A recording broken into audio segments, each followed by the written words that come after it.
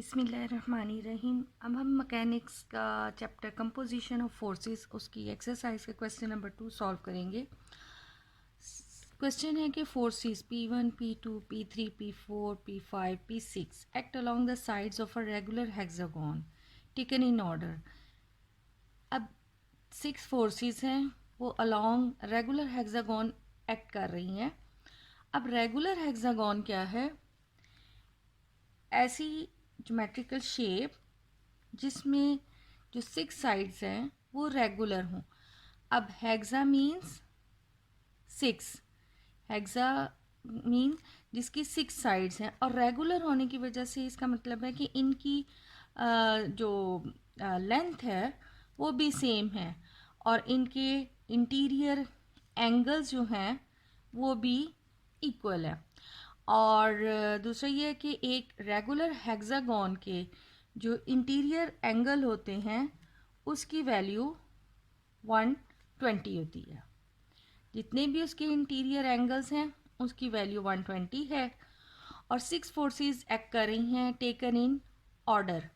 In order का मतलब है कि वो तीनों की जो 6 फोर्सेस एक्ट कर रही हैं उनकी डायरेक्शन सेम है, यानी एक ही वो डायरेक्शन में एक्ट कर रही हैं, एक ऑर्डर में, एक कंप्लीट ऑर्डर। यानी ऑर्डर यानी कि वो क्लॉकवाइज एक्ट कर रही होंगी या एंटी क्लॉक एक्ट कर रही हैं। तो यहाँ पर फोर्सेस जो हैं हमने एंटी क्लॉक ले ली हैं। Now show that they will be in equilibrium if तमाम जो फोर्सेस हैं their summation is equal 0 and P1 minus P4 equal P3 minus P6 equal P5 minus P2। यानी एक दूसरे के जो ऑपोजिट फोर्सेस हैं, यानी P1 माइनस P4 वो किसके इक्वल होगा? P3 minus P6 equal P5 minus P2। अब यहाँ पर ये जो इक्विलिब्रियम बताया हुआ है, इक्विलिब्रियम के लिए कंडीशंस, यानी जब तमाम फोर्सेस इक्विलिब्रियम में हैं, यानी लेट्स से अगर बॉडी एक मूव कर रही है तो वो एक कांस्टेंट स्पीड के साथ मूव करे, और अगर बॉडी स्टिल कंडीशन में है तो इट मीन्स कि उसका नेट फोर्सेस का इफेक्ट जो है वो 0 है। अब यहाँ पर इक्विलिब्रियम की कंडीशन जो हैं वो 2 हैं, वो जहन में रखें। फर्स्ट कंडीशन ये है कि बॉडी अगर इक्विलिब्रियम कंडीशन में है it means their resultant is equal 0। जितनी भी फोर्सेस हैं उनका रिजल्टेंट जो है वो 0 होगा। अगर रिजल्टेंट 0 है इसका मतलब है उसका एक्स कंपोनेंट भी, रिजल्ट जो फोर्सेस हैं उनका x component and y component they will be also 0। यानी कि no force along x axis और अलोंग वाई एक्सिस, वो सारी एक दूसरे को बैलेंस कर रही हैं। The second condition of equilibrium ये है कि देयर मोमेंट इज इक्वल 0। जितनी भी फोर्सेस हैं उनका मोमेंट का सम जो है that will be equal to 0। तो ये जहन में रखिएगा कि ये कंडीशंस ऑफ इक्विलिब्रियम है। Now let's start. अब अगर हम इसका कंसीडर करें हेक्सागोन, जो उसका center along origin, now taking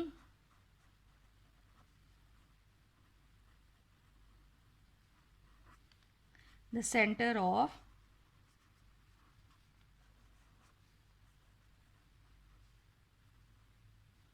hexagon as origin। अब जाहिर है यहाँ पर इक्विलिब्रियम की बात है, हमने इसका जो रिजल्टेंट है वो चेक करना है। रिजल्टेंट को सॉल्व करने के लिए हमें इनका कंपोनेंट्स, फोर्सेस के कंपोनेंट्स लेने पड़ेंगे। Now taking x and y components we have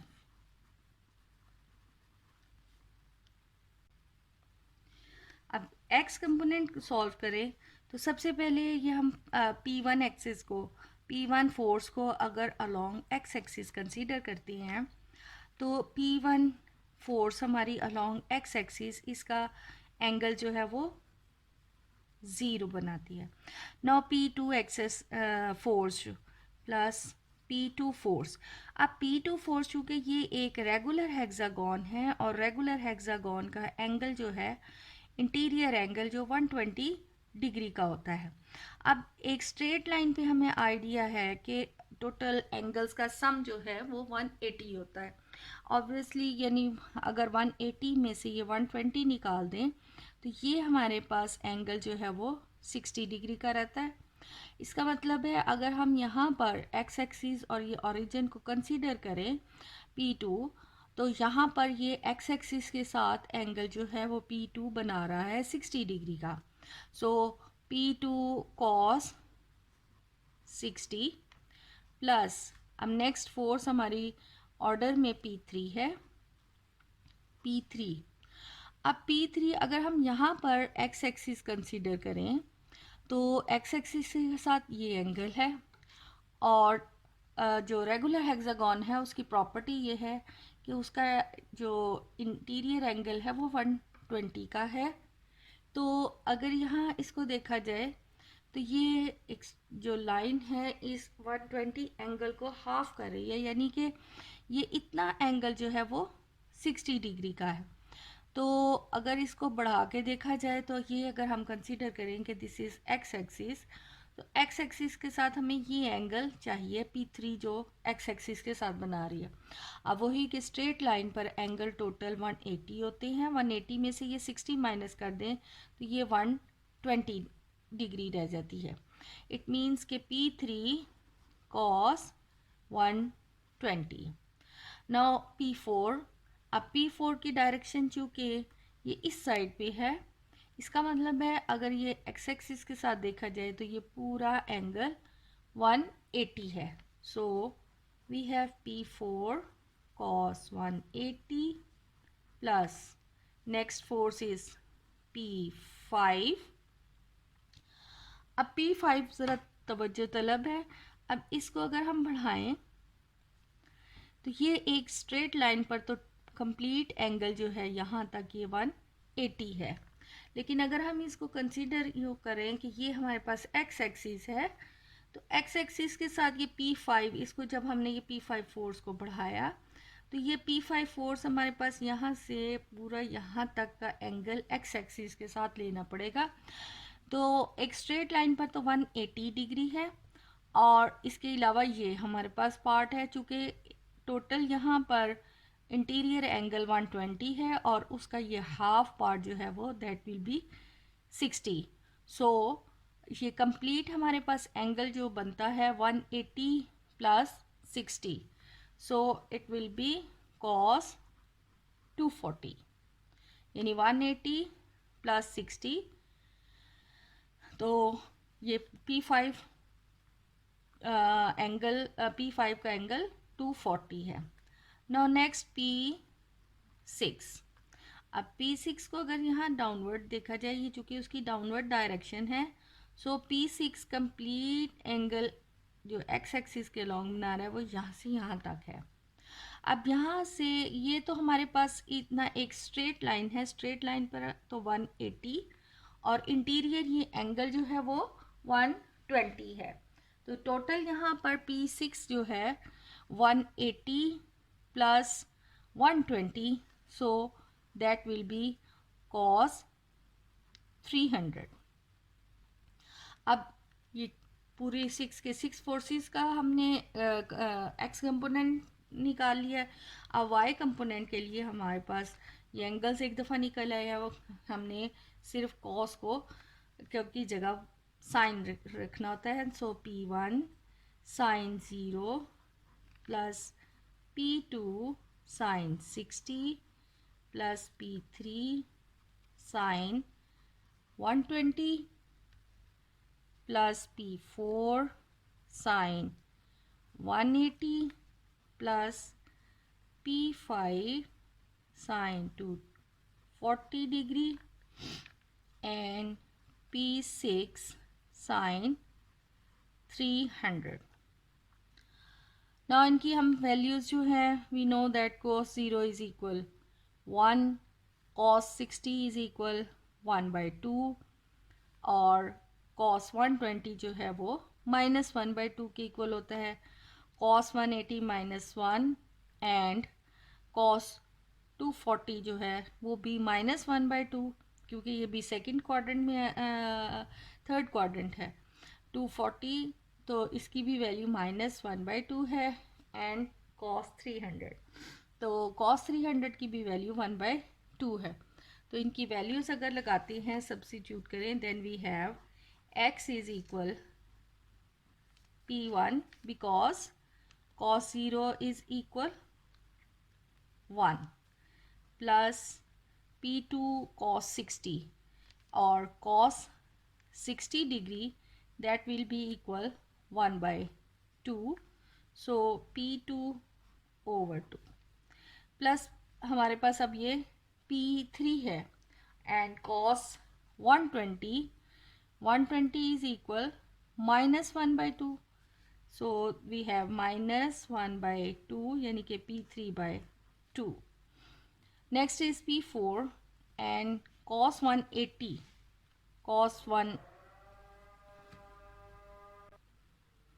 then cos 180 that will be equal -1 or so we have minus p4. Now cos 240 so again cos 240 that will be equal -1/2 so we have minus p5 over 2 and cos 300 cos 300 that will be equal 1/2 so plus p6 over 2.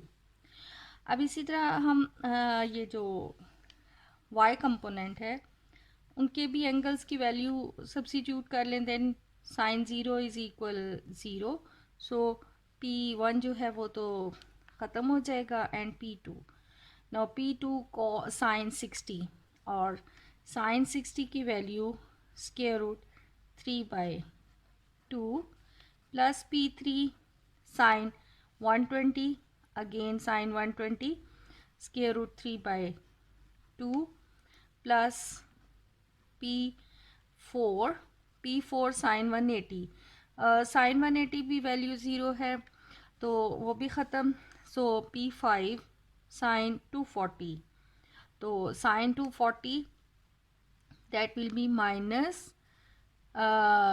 Square root 3/2 and sine 300 तो minus p6 इसकी value square root 3/2 है।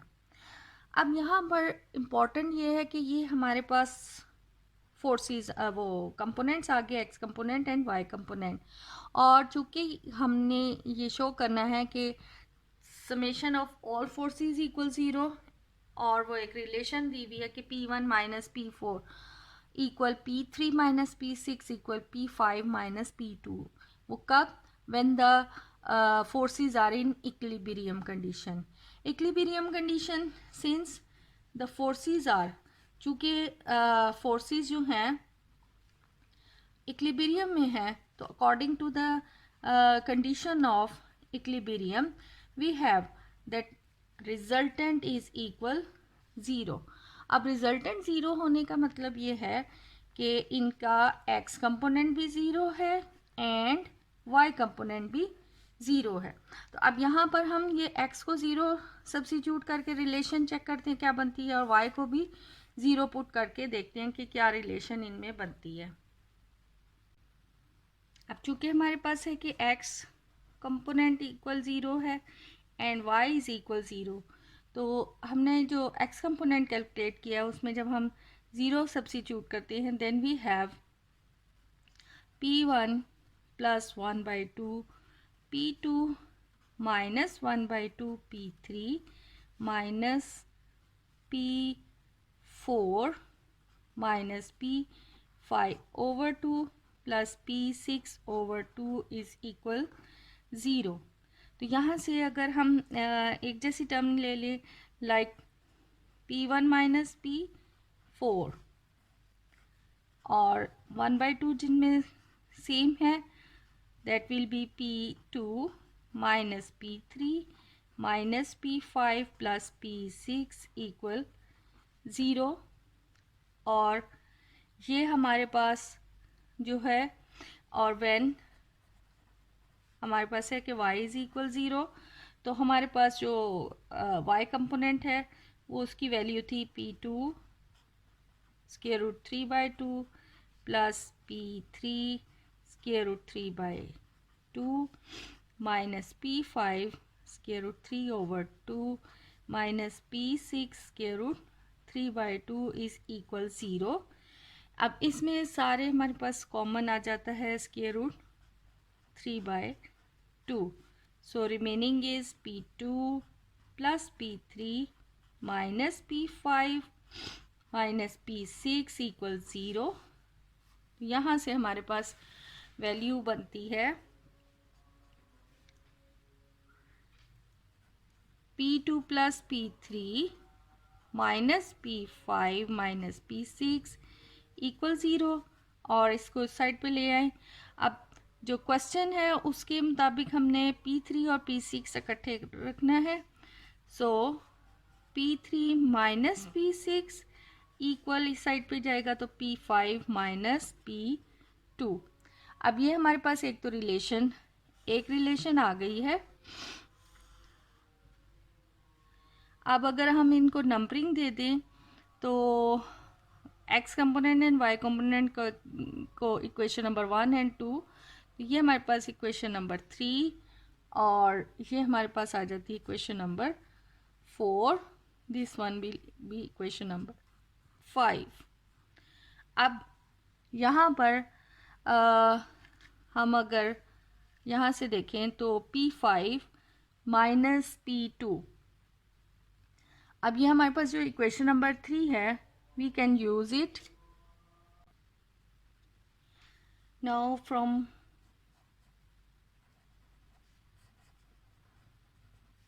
Equation 3।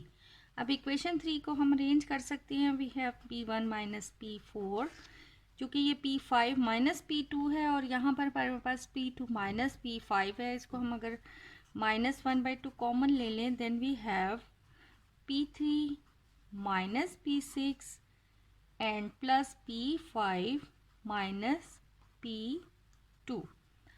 अब यहाँ P3 minus P6 is equal P5 minus P2, और यहाँ पर अगर हम वही P5 माइनस P2 पुट कर देंगे फ्रॉम इक्वेशन 5,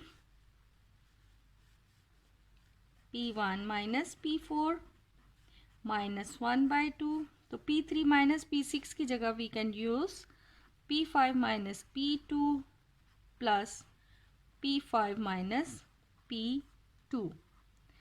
सो अब ये दोनों ऐड होके ये दोनों सेम ये 2P5 बन गया, ये B माइनस 2P2 आ जाता है।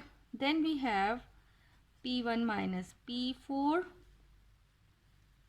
और ये दोनों ऐड होके minus 1/2 2P5 minus 2P2 equal 0, तो ये 2 से कैंसिल हो गया, और इसको साइड पे ले जाएं। Then we have P1 minus P4 equal P5 minus P2। अब ये भी हमारे पास आ गया। चूँकि हमारे पास ये P5 माइनस P2 इक्वल है P3 माइनस P6 के, और P5 माइनस P2 इक्वल है P1 माइनस P4 के, इसका मतलब है ये तीनों आपस में इक्वल हैं। Hence we have P1 minus P4 equal P3 minus P6 equal P5 minus P2।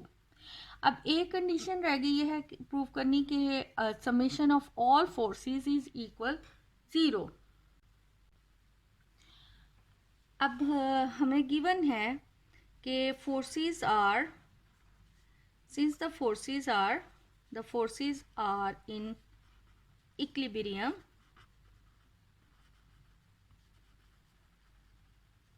so G is equal 0, G means उनका मोमेंटम, तमाम फोर्सेस के मोमेंटम का सम जी इज जी है, और मोमेंटम जो है वो होता है momentum equal force into perpendicular distance. तो यहाँ पर हमारे पास अगर ये एक दफ़ा फिर देखा जाए, रफ सा अगर हम इधर ड्रॉ कर लें, हमारे पास ये रेगुलर हेक्सागन है, ये force P1, P2, P3, P4, P5 and P6, और ये हमने ओरिजिन इसका कंसीडर किया हुआ है। लेट्स से ये हमारे पास जो इनका ये ओरिजिन से इधर तक परपेंडिकुलर डिस्टेंस है, लेट्स सपोज ये D है। अब ये यहाँ पर देखा जाए तो P1 के ऊपर तो ये परपेंडिकुलर डिस्टेंस D आ गया, और P4 के ऊपर परपेंडिकुलर डिस्टेंस ये D है पासिंग थ्रू ओरिजिन। अब ये P2, P3, P4 and P6, चूँकि ये एक रेगुलर हेक्सागन है, इनकी तमाम जो जो ये शेप है उसकी तमाम साइड्स की लेंथ सेम है और इनके इंटीरियर एंगल्स सेम है। इस वजह से अगर हम यहाँ से P2 के ऊपर से बिल्कुल परपेंडिकुलर अगर ड्रॉ करके यहाँ ओरिजिन से डिस्टेंस लें, तो जितनी ये लेंथ है D, उतनी ही ये लेंथ D आएगी। इसी तरह अगर P3 के ऊपर से भी हम यहाँ बिल्कुल परपेंडिकुलर ड्रॉ करके यहाँ ओरिजिन तक अगर मैच करें, तो ये जो डिस्टेंस है ये हमेशा इस जितना ये डिस्टेंस D है उतना ही ये डिस्टेंस D है। इसी तरह यहाँ पर ये भी हमारे पास डिस्टेंस D और ये भी परपेंडिकुलर डिस्टेंस D है। तो तमाम जो फोर्सेस हैं ओरिजिन O में से पास करते हुए उनके पर जो परपेंडिकुलर डिस्टेंस बन रहे हैं वो तमाम वैल्यू सेम है, यानी तमाम D है। Now let D be the perpendicular distance from origin O। तो अब G हमने जो कैलकुलेट करना है, फोर्स P1 और ओरिजिन से पास करता हुआ उसका distance perpendicular distance D, and plus P2 distance D, plus P3 distance D, P4D, plus P5D and P6D। अब चूंकि हमारे पास फोर्सेस इन इक्विलिब्रियम है, सो G इज इक्वल 0, हेंस ये दैट विल बी इक्वल 0, और P1D plus P2D plus P3D, P4D and P5D plus P6D। तो यहाँ से D हम कॉमन ले लें, और तमाम फोर्सेस के सम को अगर हम समेशन फॉर्म में रिप्रेजेंट करें, then we have P6, we have D and summation P is equal 0। अब दो जो हैं इनका प्रोडक्ट इज इक्वल 0 है, आया यहाँ D की वैल्यू 0 है, और यहाँ समेशन तमाम फोर्सेस का sum that will be equal 0। Since D is a perpendicular distance, अब हमारे पास है D तो इज परपेंडिकुलर डिस्टेंस है, so it will be not will be equal to 0। तो D तो 0 नहीं हो सकता, ये क्या शो करेगा कि समेशन P इज इक्वल 0। और यही दो कंडीशंस हमने प्रूव करनी थी कि एक रेगुलर हेक्सागन की अगर तमाम फोर्सेस इन इक्विलिब्रियम है, then their summation is equal 0, और जो ऑपोजिट साइड्स थी, पैरेलल जो साइड्स थी, उनका difference that will be equal.